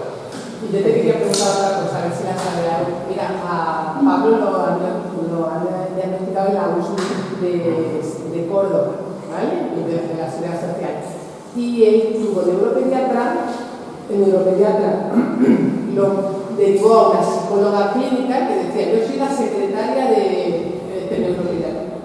Luego lo tiene un psiquiatra por el tema de la medicación para la atención y todos ellos hacen de equipo. Y sobre todo los neuropediatras y el psiquiatra, nosotros les conocemos un artículo científico sobre el Down, que para mí es el mismo trastorno, ¿vale? Y que publicaron. A lo mejor no te sé decir la fecha, no, pero creo que es el único artículo de la que he publicado. Sí, sí, no que es sí, ¿cuál es? Día Luce no lo creo. Pero sí, ¿cuál es? Porque es el único que... Yo te quería preguntar, yo sé que en el segundo congreso de Córdoba contactamos también con el Hospital Macarena, que es el hospital de la Seguridad Social de Sevilla, de equipo de profesionales que también sabían mucho de procesando, entre ellos una neuro... Sí, Inmaculada Ramos, que es la que me ha contado antes, ¿no? Digamos, la que ha metido el protocolo de TAM en la SENE, en la Asociación Española de Neuropediatría, ¿no? Sí. En el que tú has participado. Sí. Entonces yo te pregunto, esta gente de Sevilla, que ya lo ha metido, no son un grupo de investigación, no tienen publicaciones científicas. No son un grupo de investigación No tienen contacto o relación directa con una universidad. Yo le voy a decir lo que pasa con eso. Cuando has comentado el tema de que los neuropediatras aquí, claro, es que en Sevilla tenemos la suerte de que hay un grupo de profesionales de neuropsicología, que es donde yo me he formado, que están en el Virgen Macarena. Yo aprendí la palabra TAM y TAM en el Virgen Macarena en 2009. Y yo me había metido a hacer infantil. ¿Tienes puñetera idea de eso? De haber hecho un máster enterito, salir del máster a la práctica. Gente por la fuerza. Bueno, si un perfil TAM, yo decía, hostia, ¿dónde busco eso? A internet. Nada. Pero yo lo sabía y ellos fueron formados a pediatras allí. Entonces, claro, ese grupo de una cadena está muy, sé que suena mal decirlo, neuropsicologizado. ¿Vale? O sea, hay mucho conocimiento en la cadena. Pero no hay una línea de investigación sobre el TAM. Si le buscamos, tienen líneas de más cosas. ¿Y por qué no la tienen? Es lo que yo me pregunto. ¿Por qué no lo animamos a que la tengan? Hay que llegar con los médicos. Pero que los médicos publican. Sí, no, lo que tenemos que hacer, en mi opinión, es llegar con una propuesta. Llegar con una propuesta. Pero esa idea es que normalmente llega a decirte que quiere hacer una tesis tiene que llegar con la propuesta al director. No le va a caer en el cielo, tiene que decir, quiero estudiar esto y tengo esta muestra, tengo tal. Pues entonces te dejo, ¿sabes? ¿Y nosotros como asociación podemos hablar con él? Podemos intentar crear una propuesta y ver cómo se vehiculiza. Eso sería la idea. Yo creo que eso es una cosa que revierte tanto en las personas que ven identidad como en la asociación como colectivo, como además a nivel social, porque se reconoce más la situación que está. Creo que eso es organizar, como digo, una propuesta y ver dónde se lanza. Es que yo creo que no hay ninguna carrera más que la medicina que tenga una relación tan directa universidad, trabajo o hospitales. He memorizado. Los profesores son los médicos de la... Sí, en mi caso, por ejemplo, yo estoy en la universidad, yo estoy en el hospital, yo estoy en clínica y hay cosas que puedo hacer y cosas que no. Yo no puedo ir una tesis ahora mismo, ¿por qué? Porque no estoy metido como tratador todo. Pero tengo un amigo que sí, que la firma yo. Apaño ja. La cuestión es, si se plantea hacer algo así, una propuesta que tenga un cierto sentido, en la que esté diciendo, oye, como asociación tenemos una muestra y queremos intentar fundamentar esto y dirigirlo a un equipo de investigación, que si ve la propuesta clara, no te va a decir que no. ¿Vale? Pero tiene que ser una clara, porque si llegamos como, somos una asociación, queremos aceptar, bueno, dime qué hace exactamente, ¿vale? ¿Y de qué manera podemos vincularlo? Entonces, ya digo, vamos a intentar, yo os ayudo en lo que haga falta, darle forma para que eso arranque. Y como digo muchas veces, hay que enganchar a alguien, a uno, dos, tres, que tenga una tesis. Y eso ya tira. Y si ya la tesis tiene una beca de fondo, buena. ¿Vale? Entonces, ese es mi punto de vista, como universitario, y si eso nada más, se hay que estar en la universidad. Pero no me negarás que yo acabo de comentarte que el tema económico es fundamental. O sea, si no tienes un reparto económico para una línea de investigación, un punto de trabajo, es muy difícil empezar, no porque no haya personal y haya intenciones, sino porque requiere tiempo, requiere inversión económica y eso, en este país, a pesar de hoy, eso es... Yo ya te digo que mi tesis la hice en 8 años, 8, ¿vale? Yo no tenía beca. Y la hacía de rato libre, utilizar el corte inglés, es lo que haría. Entonces, la investigación en España está más de una vueltecita, estamos de acuerdo. Pero no es imposible, solo hay que buscar los medios. Normal. Sí. Yo, por todo lo que me has estado contando tú y ha contado los compañeros aquí, está muy bien el plano de ahora de la investigación, de que se reconozca a nivel, pero a mí me encantaría, yo mi hijo ya tiene 19 años y ya vas hablando y todos hemos pasado más o menos por cosas parecidas. ¿Qué se puede hacer? O sea, a mí lo que me resulta durísimo es que padres de niños pequeños ahora se encuentren con las mismas dificultades que me encontré yo hace 15 años o 16 cuando empecé con mi hijo. Entonces, por ejemplo, yo fui, no sé si lo has dicho tú o lo has dicho David antes, yo encontré en Amazon el libro de Harpe y lo compré y se lo regalé al colegio. Porque mira, esto es lo que le pasa a mi hijo.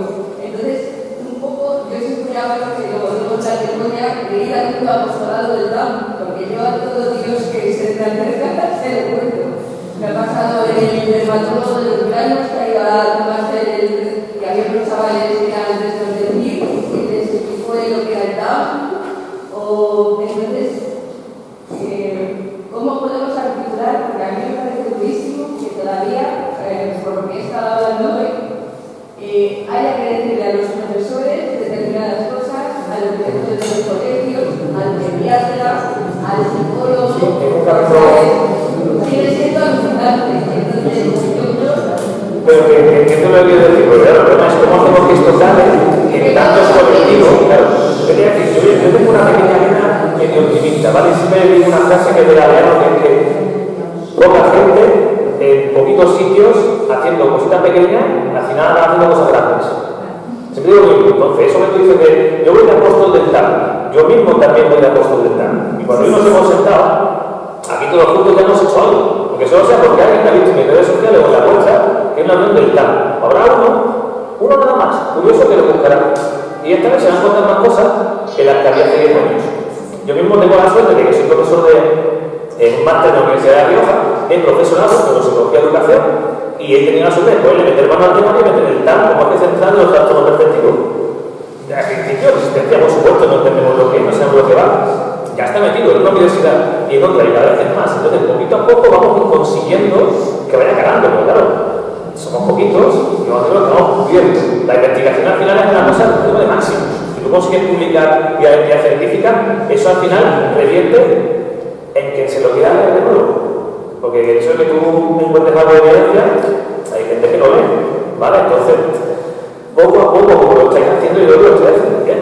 No estáis estancados, ni mucho menos. Ahora, si vamos a hacer esfuerzos, si los hacemos orientados a una meta, eso va en base a cualquier conducta humana orientada a una meta, a un objetivo concreto, tal vez pueda conseguirse un poquito más rápido, pero yo no creo que estoy haciendo mucho normal. A mí la gente me pregunta qué es el TAM.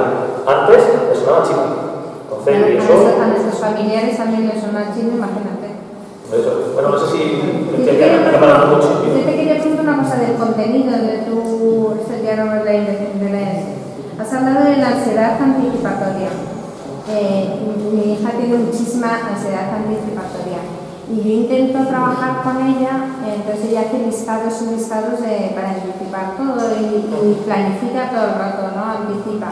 Entonces intento pararla por diferentes medios, se ve que lo hago fatal porque no hemos evolucionado y no sé cómo, o sea, no la calmo anticipándole y estructurándole eso de vamos a ir el sábado a la jornada, pero yo qué voy a hacer, pero entonces a qué hora entonces a qué hora tal, pero qué vamos a comer, pero o sea, es tan infinita su ansiedad anticipatoria que nunca puedes tener todas las posibilidades descritas, es imposible. Pero lo que yo observo muchas veces, cuando tengo alguien con ansiedad anticipatoria, es no solo prepararle para lo que va a ocurrir, sino después de que lo ha ocurrido sentarme y decir ¿cuánto se ha separado esto de lo que era esperable? ¿Cómo lo ha preparado? ¿Qué es lo que ha visto? Y agótalo porque la próxima vez que estemos con tu ansiedad anticipatoria vamos a acordar de cuándo se ha separado esta situación de lo que tú esperabas. Para que veas que se va separando menos de lo que tú piensas. Mi idea muchas veces no solo ya el preparar, sino hacer el inverso. Hemos acabado, analizamos y nos sentamos. Oye, ¿cómo han las jornadas? ¿Qué tal ha estado? ¿Ha estado cómoda? ¿Incómoda? ¿Bien? ¿Mal? Mucha parte del nervio que cuando en el inicio se difumina cuando pasan los días. Y lo que vas viendo es como que no ha ido tan mal. Es un feedback inverso, digamos. Yo le prohíbo anticipar más de un mes, por ejemplo. Digo, más allá de este mes no podemos hablar. Y digo, pero ¿qué pasa el 5 de agosto? Digo, ¿5 de agosto? Digo, sí que sé que va a pasar el 5 de agosto. Digo, pero... Sí, yo lo entiendo, pero ese acotamiento está bien, porque ya cuanto más le decimos algo a la distancia, más complicado es la actividad. Yo creo que ahí también hay que intentar irle metiendo esa idea de cortar esa planificación hasta cierto punto que sea razonable, que es difícil. Yo voy a intentar esta mañana con todos los temas de generalización, de pensamiento negativo económico, en un día no se puede. Es por eso que de cometer un hábito, es decir, cuando llega a este punto para y deja de pensar, analiza hacia atrás. Nosotros le hemos propuesto a Aaron que nos diseñe que no lo ha hecho todavía, no nos lo ha mandado, pero lo está haciendo, un programa para los mayores de 17, 18 años para poder hacer esa terapia de esas habilidades. Ir un poquito más orientado a las dificultades que tienen ellos en su rango de edad, que no son las mismas que el niño más pequeño, evidentemente. O sea, que no sería las habilidades sociales, la terapia de habilidades sociales tan como la entendíamos antes del manejo, sino competencias que van a necesitar de su vida laboral, y ir viendo esos temas, ¿no? Cada uno en su... Hacemos un programa, algunos tendrán más necesidad de una cosa y otros otros. Pero a mí me parece hay que identificarlo individualmente, por supuesto. Él ha tenido la experiencia con Alba, que le ha ido fenomenal y ya tiene identificado a una adulta en su evolución y en su tratamiento. Entonces, no sé, a mí esa propuesta yo creo que la vamos a sacar adelante para que quien quiera y le venga bien, pues... Yo creo que hay otra pregunta que también es un poco de vista ¿cómo usted el tema de la mejoría? Quizás la mejoría que comentaba yo de esta manera, es decir, ese potencial, porque yo lo comentaba ahora con Paco, mi hija, por ejemplo, o sea, vamos a ver, evidentemente de cuando le diagnosticaron tengo 6 años, hasta ahora ha mejorado, ¿vale? Pero ha mejorado y en proporción a sus padres sigue en la misma desproporción, porque teníamos dificultades por esos problemas visoespaciales. Mi hija tiene una memoria prodigiosa, pero sin embargo las tablas de multiplicar son un tremendo un lío, pero es que ahora estamos con el latín y las declinaciones es exactamente el mismo problema que las tablas de multiplicar. Entonces, yo veo que sí, las tablas ya están superadas, no, hay veces que todavía se cojan las tablas, pero quiere decir que va mejorando, va madurando, pero sigue en esa misma desproporción con sus padres. Entonces, yo sobre todo lo digo porque creo que la preocupación de todos seguimos en el futuro, porque de verdad yo me preocupa y efectivamente veo que los que vienen detrás seguimos en el mismo punto, en ese sentido no nos ha avanzado nada. Desde que es una individualización. Pero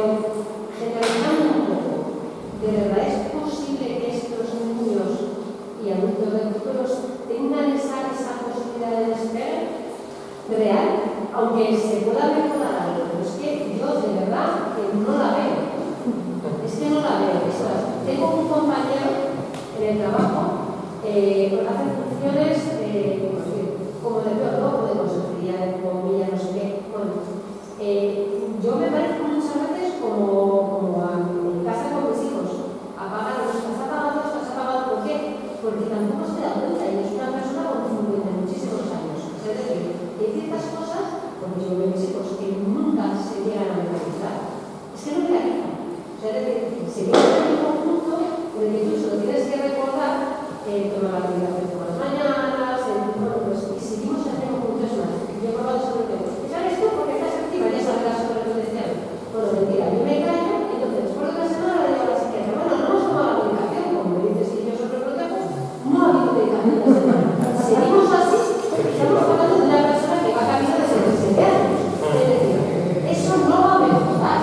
O sea, podrá algo, pero es decir, yo cuando vi mi gran decepción, yo cuando vi a mi compañero, que seguimos en el conjunto con mis hijos, y dije, me parece a mí que esto, o sea, como me toca una cosa así, creo que al final esa mejoría que dicen no existe. Pero ¿cuánta gente tan distinta hay en el mundo que tú no, tus compañeros de trabajo que dices, pues esto también te quedará? Y he pensado lo mismo de mí. El tema es que yo conozco, porque llevamos los estudios, que ni siquiera la misma 11, que se supone que es un ámbito inclusivo, estudia a la gente porque tampoco tienen su trabajo. Entonces vamos a poner las cosas claras, porque eso a los niños la posibilidad de que ni siquiera puedan comer, que se puedan valer los mínimos o por lo menos la autoestima de que necesiten un trabajo más allá de 3 meses. Y eso es un problema que es así. O sea, es decir, no vamos a, o sea, no hay que ponerse lo peor, porque pasa lo que va a pasar, pero también tienes que ir un poco programado a futuro, porque igual que firmamos una hipoteca a 20 años, pues también hay que firmar con esos niños a un futuro, que evidentemente no sabes dónde vas a hablar, tampoco sabes si vas a perder el piso o lo vas a pagar en 5 porque te va muy bien. Pero esa mentalidad a futuro y a largo plazo tenemos que tenerla. Y hemos sido también realistas. Entonces, ¿hay que animarse? Sí. Pero tampoco hay que perder de vista que si pasa eso, hay que tener un plan B. También hay que simplemente tal, mejorar y tal. No. ¿Y si no? Entonces, que mejor fenomenal. Habremos desgastado más energía de la cuenta. Pero ¿y si no tenemos ese plan B? Entonces, a mí, de verdad que me preocupa esta evolución, porque yo veo que ni siquiera un organismo inclusivo de todos, como es la ONCE, tendría poner la eso, una empresa que nos ocurre las leyes bueno, pues hay 2 cuotas para ciertas empresas que deben cubrirse con discapacidad y tampoco. Entonces, a mí sí me preocupa por los adultos, me preocupa por los niños, por los que tienen que entrar con nosotros. No veo ese avance en ninguno de los sentidos y algo hay que hacer. O sea, mi preocupación es sí, no, entiendo lo que decís. Cuando hablamos de mejoría, hayas hecho una diferencia muy clara. Una cosa es avanzar y otra cosa es la mejoría relativa. Es decir, yo he pegado un salto más de lo que me corresponde por avance.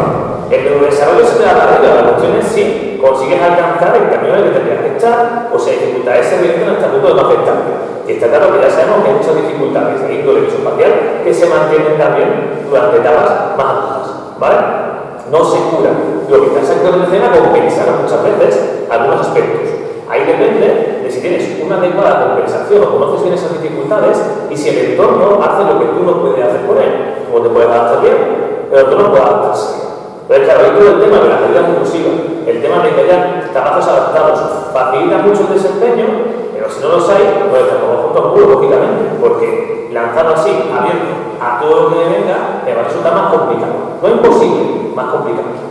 Muchas veces lo que nos encontramos con el desarrollo es que lo que aprendemos es a compensar las dificultades, que muchas veces de pequeños no son capaces de compensarlas. Pero claro, evidentemente estamos dificultades que van a más o menos marcar nuestra vida laboral y las opciones laborales. Pero evidentemente yo no hablo de una mejora completa, sino hablo de aprender a convivir con ciertas dificultades y orientarte a aquellas cosas en las que te puedes sentir más competente. Y para mí, como decía David, se me ha de mantener que el núcleo de la persona a nivel emocional no se toca.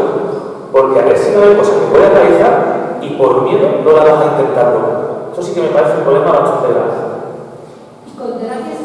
podríamos ser, me refiero a trabajar en los aspectos con terapias, evidentemente, hay que llevar los tratamientos especializados, porque si no, evidentemente, yo creo que nosotros algo podemos hacer, pero necesitamos una guía. O sea, necesitamos a alguien que nos diga cómo manejarnos en esto, porque evidentemente es muy complejo. Eso es posible, o sea, es decir, tenemos que tener esa guía, necesitamos esa terapia. Yo entiendo que sí, entiendo que lo que pasa muchas veces es que si no se entiende bien cuál es la naturaleza del problema de esa persona, niño, niña, adolescente o no, la persona que trabaja con ese sentido de la naturaleza del problema no te puede dar unas pautas adecuadas, pero con unas pautas adecuadas tú eres partícipe también del entorno. Entonces ahí sí, yo creo que la guía sí puede venir bien porque muchos problemas no los podemos anticipar, es que realmente no se manejan de qué puesto de trabajo van a demás. Y voy a pensar como si un trabajito en algún sitio que parece de lo más útil del mundo, tiene todas tres cositas que a mi perfil cognitivo me desmontan.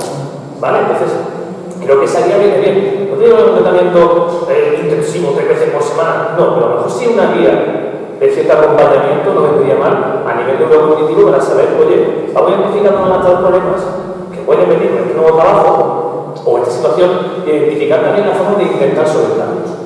Vale, yo creo que sí puede venir bien. Yo he hecho trabajo con algunos ya mayores, ¿vale? Intento orientarles un poco trabajando al déficit, donde compenso cosas, no voy a cambiar su visofacilidad, pero voy a enseñar a aprender cosas que no aprende por sí mismo.